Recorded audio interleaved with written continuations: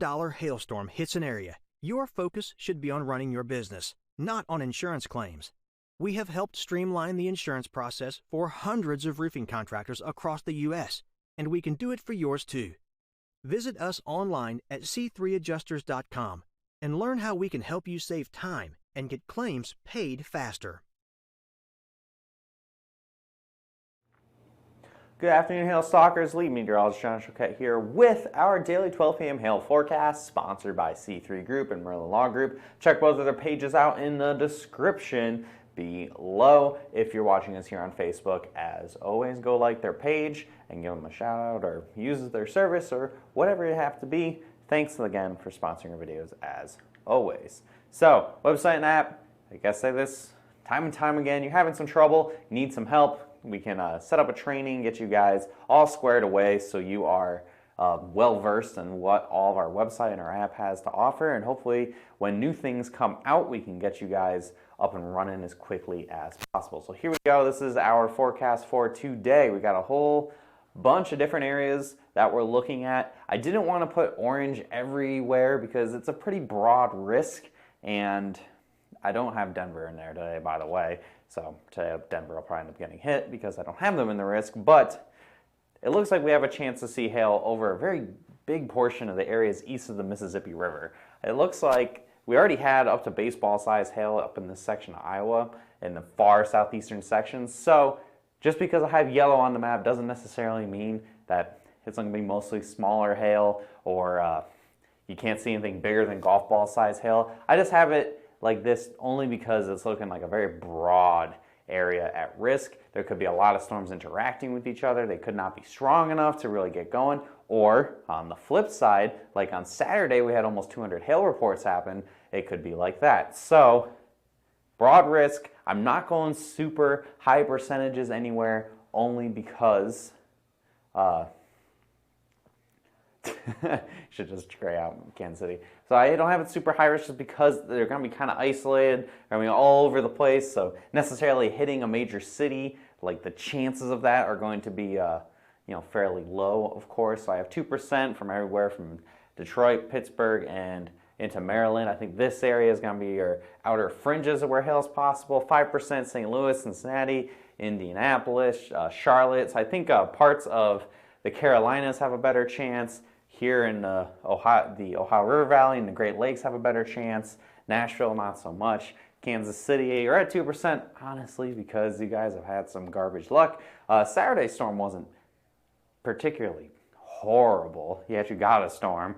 I don't think it was really damaging, unfortunately. That's why we didn't hype it up too much.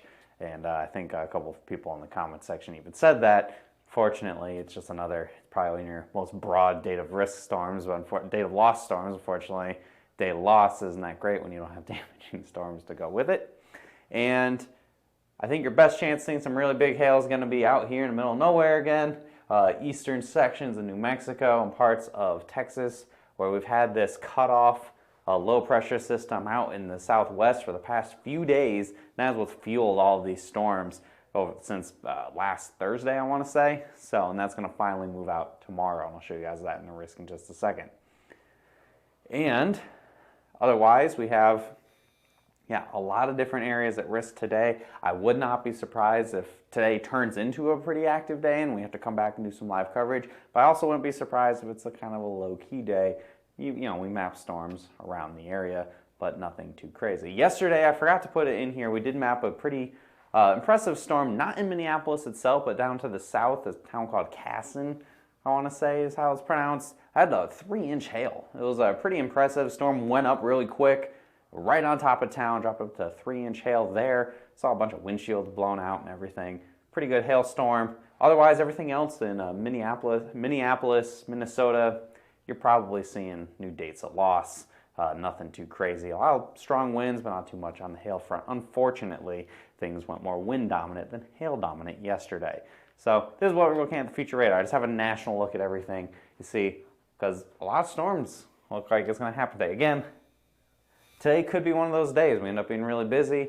I might have to come back and do some live coverage in a city somewhere, or it could just be not too much. Northern Front Range, not too much today. I think we're going to be more what we saw yesterday, a lot of showers, but not enough. There's just not enough to get it going. Not enough forcing, not enough energy in the atmosphere to get that big hail up in Denver today. But don't worry, those chances will continue moving forward. And moving elsewhere, I'm not going to say that, Eric. Again, lots of different storms possible everywhere across, I'd say east of the Mississippi River, quite a few different areas. Looks like it might rain here in Oklahoma as well. And again, I keep it kind of broad, keep it kind of vague, only because the risk is kind of broad and kind of vague. So going into tomorrow, more concrete. We got two different areas we're looking at. We have one area up here in the northwest, up say in Idaho, the low-key hail capital of the Rocky Mountains, where it seems to hail this time of year pretty frequently, and even into Montana, where if it doesn't hit Billings, it probably doesn't hit anything. And down in Texas, where I'm sure a lot more of you folks care, there's a chance we have some hail. San Antonio, Austin, maybe even as far east as Houston, up to 2-inch hail possible, as the system that has been hanging out in the Four Corners region begins to push off to the east, move out, and kind of give us a different kind of weather pattern, hopefully, moving forward in the next couple weeks. I don't have a long-range forecast today, but we'll see how it goes out. Here's that future radar for tomorrow. It shows a lot of activity, so maybe San Antonio, Houston, Austin, areas that typically in June you're kind of ruling out. Maybe get one last gasp at seeing another decent storm. So that's all I got for you guys for today and tomorrow. Watch our videos as always. Follow us here on Facebook. Hit see first and follow, so that way everything ends up at the top of your news feed, so you don't miss any posts that we do. And then give us a call if you have any comments, questions, or concerns, or you need help with the website and you need to set up a training. 855-334-4245 right there on the screen. Email us info@hailtrace.com, or you can visit the website at hailtrace.com for more details. And of course, follow us on Instagram as well, where we try our best to do updates. Again, it is a pretty busy time of year for us, so we have to kind of focus in on the most important stuff at the time. But don't worry, we still do post on Instagram. So I hope you guys have a great rest of your day. Do those hail dances. Maybe we'll be back later for some live coverage in some areas. Again, it's a broad risk. If a storm can get going, we've already seen the potential for today. We had up to baseball-sized hail in Iowa. It's very possible anywhere else in the Great Lakes, maybe even down in the southeast, probably in Panhandle, Texas, where nobody lives. But hey, nonetheless, maybe we'll do some live coverage. It happened on Saturday. Maybe it'll happen again today. If not, I'll see you guys again tomorrow at 12 p.m. Have a great rest of your Wednesday. All right, I'll talk to you guys later.